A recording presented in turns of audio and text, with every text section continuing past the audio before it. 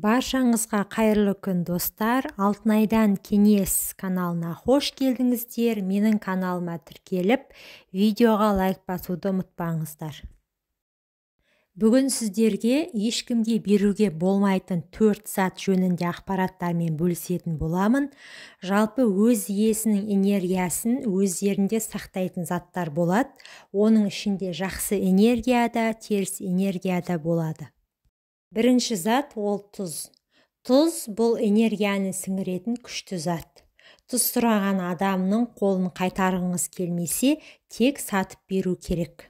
Тұз берсеңіз, жақын адамдарыңызбен байланысыңызды жоғалтып, қажылық шығынға ұшырауыңыз мүмкін.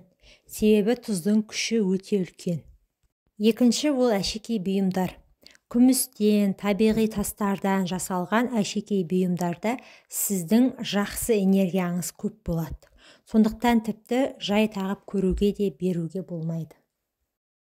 Үшінші қазан. Қазаныңызды мүлдем бермеңіз. Қазан өз үйінің ырыс несібесін өзінде сақтаушы. Егер оны өзгеге мейлі уақытша берсеңіз де, сіз күш қуатыңыздан айырыласыз. Төртінші киім. Көптеген адамдар киім біздің энергияны сіңіретінін түсінбейді. Сондықтан киім немесе джинсы ауыстыру, біреуге аяқ киім кигізу өзіңді жоғалтумен бірдей. Өз энергияңызды берумен тең. Әсіресе аяқ киім алу зиян.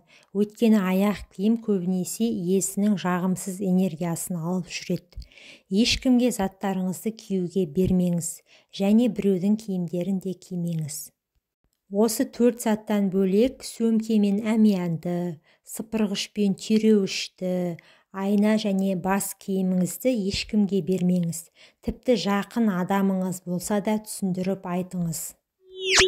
Назарларыңызға рахмет. Менің каналыма тіркеліп, видеоға лайк басуды ұмытпаңыздар.